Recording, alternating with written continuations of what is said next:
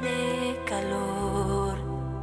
Luna hermana la menor, lucero del amor, espía de las noches de pasión. Hermana sol, hermana luna, que nada nunca me separe de los dos. Hermana sol, hermana luna, que nada nunca me separe de mi Dios. Hola, ¿qué tal? Bienvenidos a nuestro espacio de prensa del Obispado de Morón, transmitiendo por FM de Estepinac. Con ustedes Fabián, y hoy me acompaña Rocío Sosa, exalumna aquí de la modalidad de comunicación. ¿Cómo estás, Rocío? Bien, todo bien. Y aquí estamos estrenando una nueva cámara y un stand y recibiendo una gran gracia que nos traen este año los misioneros franciscanos croatas y la Providencia del Señor. Hace poquito nos dieron la posibilidad de este estudio y la alegría de volver a escuchar la 91.9. Y ahora tenemos la fortuna de tener a metros de aquí nada más y nada menos que un monasterio de vida contemplativa, un monasterio de clarisas. Claro, las hermanas pobres de Santa Clara, clarisas descalzas o clarisas, como ustedes las quieran llamar, forman parte de los institutos religiosos que fueron formados por San Francisco, Santa Clara de Asís, y estos mismos se dedican a la contemplación, la oración, el trabajo manual.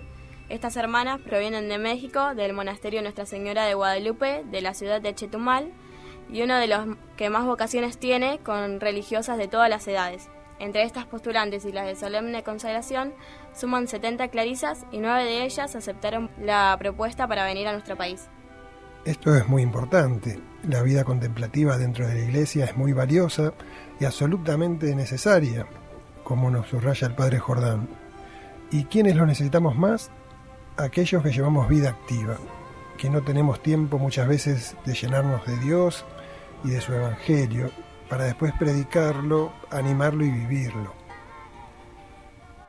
Para entender el valor impresionante que tiene la vida contemplativa en toda la Iglesia, hay que partir de un momento histórico, de la historia de las misiones. En la antigüedad, los misioneros en los primeros tiempos, ¿no es cierto?, allende los mares, como se decía, de los años 1200 en adelante, donde se reforzó 1500, después 1800, hubo muchísimos casos donde los obispos misioneros, antes de llamar congregaciones masculinas o femeninas de vida activa, llamaban y fundaban primero monasterios de vida contemplativa. ¿Por qué?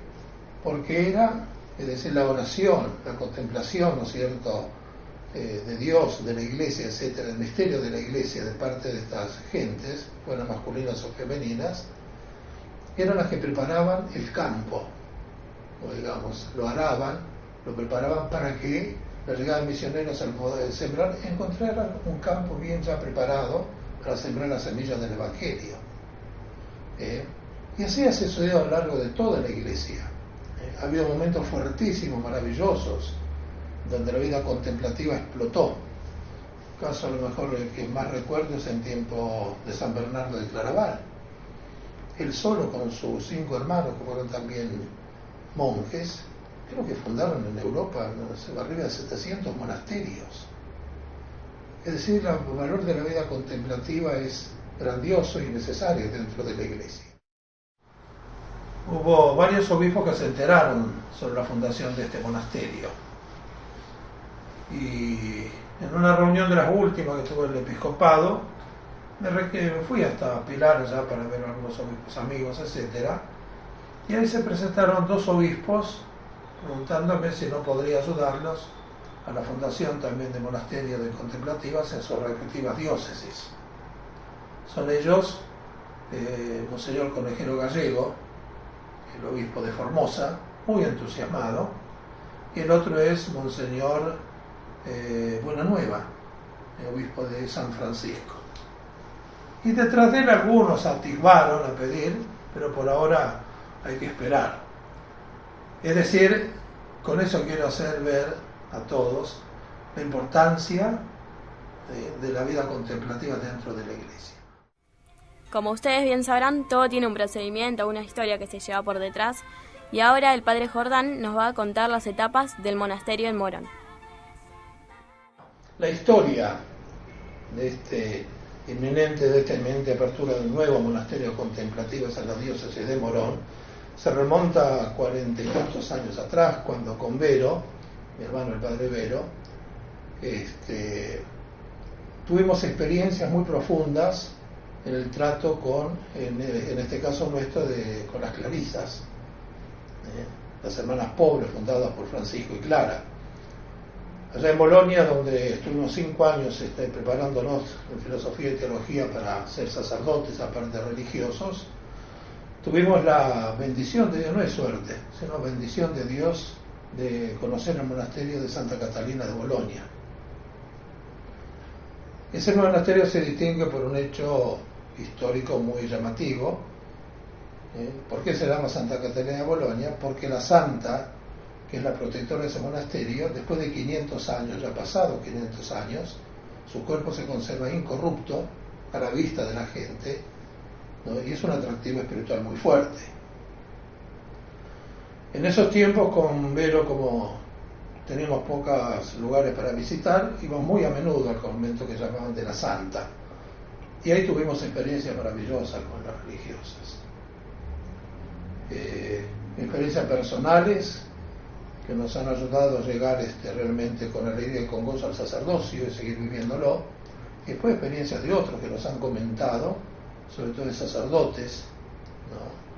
El poder que tenían, es decir, estas monjas contemplativas en la vida de cada uno de ellos, como le sucedió a Vero en su vida, como me sucedió a mí también en un caso muy particular.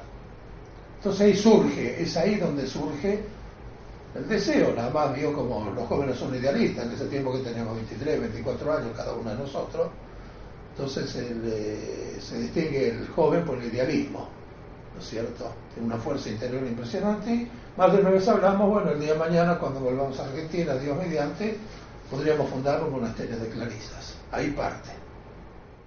Segundo momento histórico de la fundación de este monasterio se da cuando asume como obispo de la diócesis de Morón Monseñor Luis Guillermo Eichhorn. Creo, no confundí, pero creo que ha sido en la primera reunión de presbiterio, no bien tomó a cargo la diócesis, ahí en la Z fue, que entre las muchas cosas que él trató como obispo nuevo, y para que el presbiterio lo escuchara y viera decir cómo podía encarar la nueva pastoral con él, hacia el final de esa reunión, lo que me quedó muy grabado, dijo: hay una última cosa que quisiera ponérselas a consideración de ustedes. Ahí estaba en ese momento también con mi hermano el padre Vero, porque en ese momento él era párroco de Madre de Dios y yo era párroco de Nuestra Señora del Carmen. Dice: nuestra diócesis adolece de vida contemplativa, porque cuando éramos una sola diócesis con Merlo Moreno, teníamos 2 monasterios, que eran de las clarisas de Moreno y las pasionistas de Merlo, creo que son por esa zona. Y al dividirse la diócesis no nos queda ninguno. Y para mí, es decir, y creo que para ustedes es comprensible, el vivo deseo que tendría de que alguien se animara a fundar o a traer, ¿no es cierto?, religiosos o religiosas de vida contemplativa. Y ahí apenas salimos, con Vero nos miramos y floreció un poco, empezó a tomar impulso lo que habíamos soñado ya como jóvenes religiosos en Italia, en Bolonia, en el convento de Santa Catalina de Bolonia.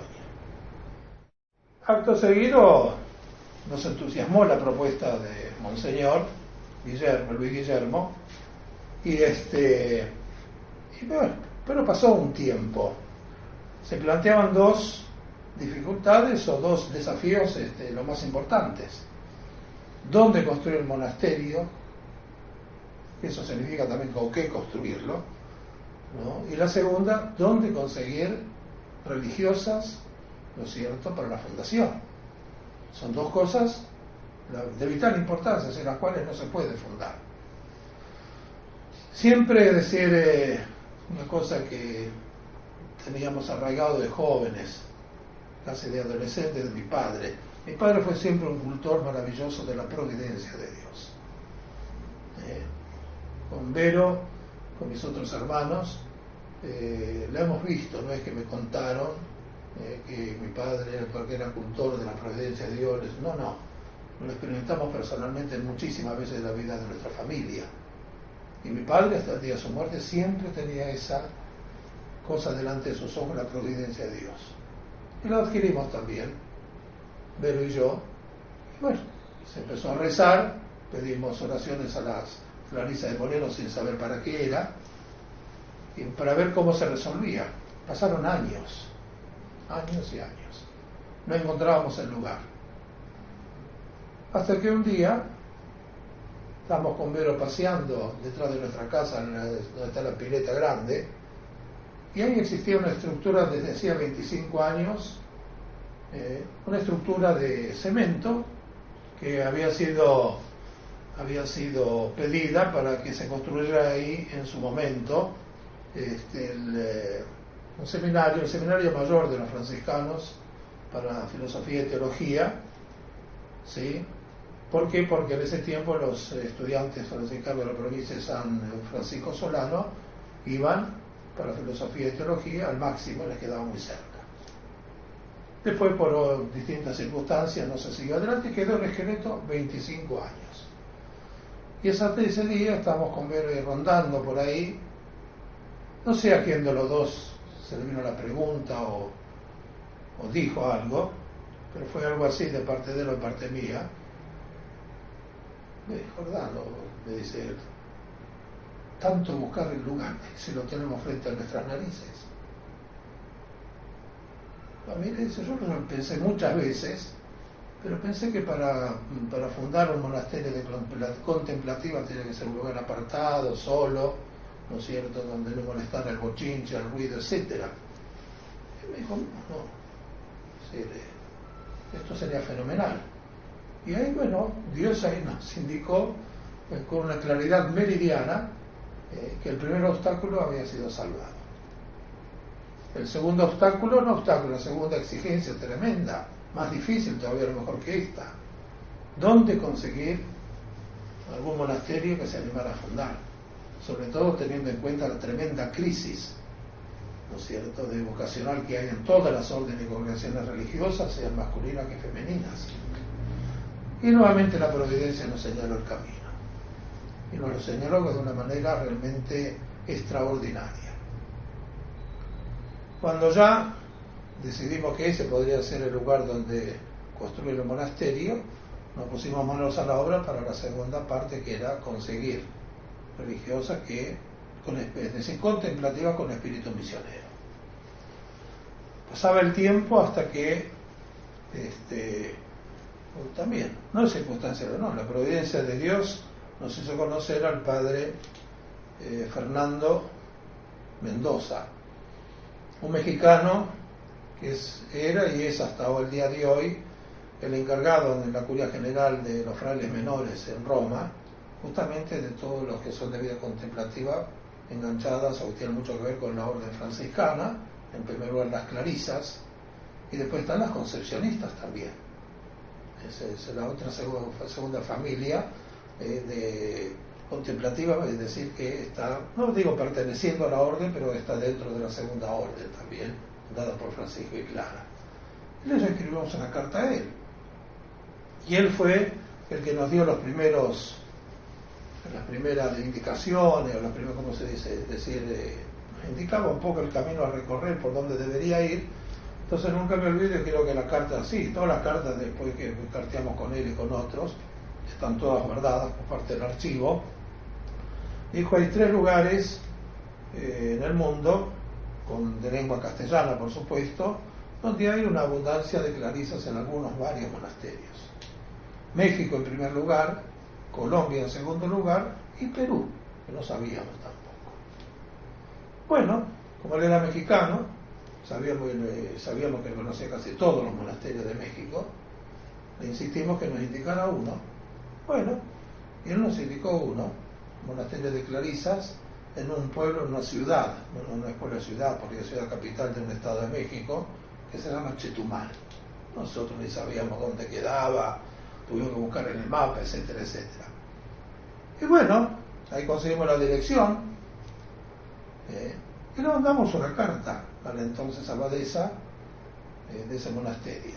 Y ahí nos enteramos que la comunidad estaba conformada entre las postulantes, la más chiquita, que las reciben ya desde los 13, 14, 15 años, hasta las profesas solemnes, un batallón de 70 personas que estaban consagradas en vía de consagración, 70 clarisas. Cuando escuchamos el número, creíamos que se habían equivocado. No, después el padre, la abadesa, una vez que le escribí, nos confirmó que eran ese número, 70. Y entonces ahí nos animamos, le propusimos así que queríamos fundar, si nos animaban, etcétera, etcétera. Bueno, dice la Sor María Rosario, no me acuerdo el apellido, ¿no? Sor María de Rosario dice, me voy a reunir con la comunidad a ver qué piensa. Al poco tiempo me contesta que sí, que habría religiosas dispuestas a fundar un monasterio en Argentina. Y al poco tiempo me manda otra carta diciendo que ya había 10. Yo no podía creer, ni con menos tampoco, mirábamos para todos lados, digo, esto es providencia pura, es mano de Dios pura esa. Y sí, a partir de ese momento hubo 10 que hasta el día de menos una, que nos animó, ¿no es cierto? Que son las que van a venir acá. Y de ahí es donde nosotros vemos la mano providente de Dios, es realmente clara, precisa, sin lugar a duda ninguna, por lo cual estamos inmensamente siempre agradecidos al buen Dios y a su providencia. En una charla así informal con la abadesa y con las otras dos, la abadesa me confía lo siguiente: mire, padre, el que nosotros hayamos aceptado venir acá es un gran misterio, está en la mano de Dios, porque antes de ustedes tenemos 2 pedidos más, uno para Estados Unidos y el otro para un país de Centroamérica, que no que era. Y no sabemos hasta el día de hoy por qué no nos convenció y los rechazamos. Y no tengo explicación para darles por qué aceptamos el de ustedes, en la Argentina. Y ahí fue rápido, le dije, mire, madre, es obra de Dios, ni suya, ni mía, ni el Padre Fernando. Nosotros somos meros instrumentos siempre, pero Dios nos está indicando, y a ustedes también, para que no tengan miedo, que Dios las quiere acá para fundar un monasterio. Y lo aceptaron. Y así comenzó, se fue acercando la concreción de este sueño. Con el obispo, Monseñor, yo le había prometido, él me había pedido, cuando una vez se fue y le dijimos conmigo, bueno, nosotros estaríamos dispuestos, ese sueño que usted expresó en su primera reunión con el presbiterio, de verle a fundar un monasterio de clarisas, ¿no? Se le iluminaron los ojos de alegría, ahí se notó fuertemente eso, ¿no es cierto? Y después nos dijo a los dos, dice, bueno, va a llevar tiempo esto, una cosa les voy a pedir solamente, si fuera posible, que por favor se inaugure antes que yo me vaya de la diócesis de Morón como obispo de Morón. Y entonces le dimos la alegría esa, hace poco, cuando le propusimos como fecha de bendición, inauguración y bienvenida a estas hermanas contemplativas, el 25 de marzo, el día de la Anunciación del Señor. Y ya han aceptado esa misma fecha las monjas de Chetumal, por lo cual unos 10 días antes llegarán seguramente, ¿no es cierto?, aquí. Todo obra de Dios. Les cuento que tuve la gracia de, al estar aquí en el estudio, de ver el comienzo de la construcción en el año 2014 y también de presenciar la bendición de la piedra fundamental que se hizo para animar a las religiosas a que vengan. La bendición fue de manos del Padre Vero, justito un año antes de que el Señor lo llame a su presencia. El Padre Vero fallece el 15 de agosto de 2015 y un mes después vienen las religiosas, una comitiva de de 3 religiosas con la Madre Superiora a visitar la obra y conocer la diócesis. La visita fue respondida por el padre Jordán y Marcelo Bottoni, que es encargado de pastoral del colegio, y luego por la arquitecta junto a Alejandro Paturlane, que es administrador también de aquí del colegio. Y les hizo muy bien. Lo que más les llamó la atención fue la alegría en la oración, en los trabajos, en los encuentros, rostros alegres cantando, preparando liturgias, alabando. ¿Por qué esa alegría? Porque somos felices, responde una de las religiosas. Felicidad que surge de Dios. Y por todo esto estamos profundamente agradecidos al Señor y a su providencia.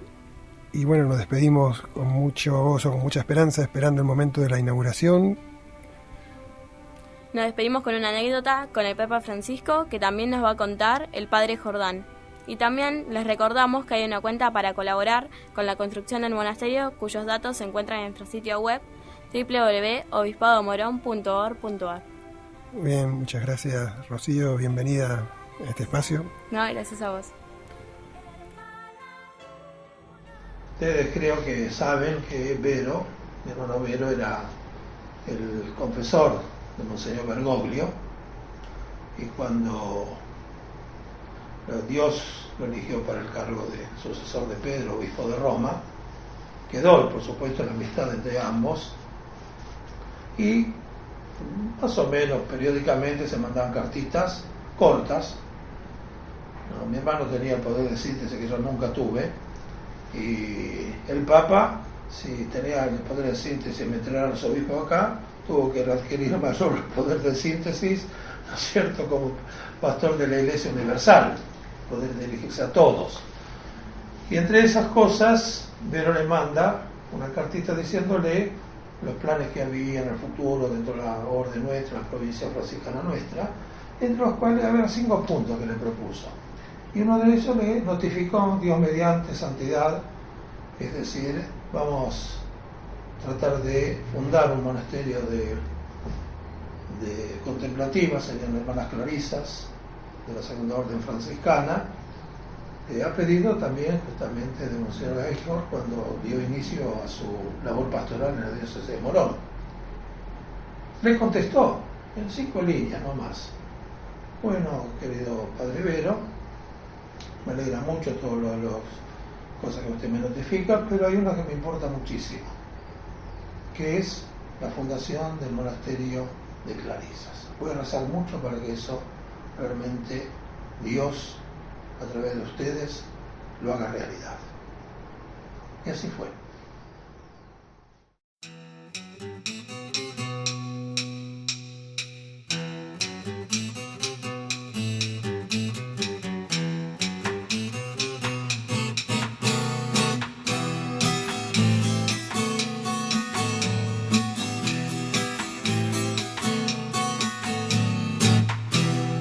Vengan y vean, lo dijo Jesús. Vengan y vean. Vengan y vean, lo dijo Jesús. Vengan y vean que todo es bueno y bello. Vengan y vean que Dios siempre nos espera. Vengan y vean, somos hermanos y hermanas. Vengan y vean, podemos ser comunión. Vengan y vean, lo dijo Jesús. Vengan y vean. Vengan y vean, lo dijo Jesús. Vengan y vean.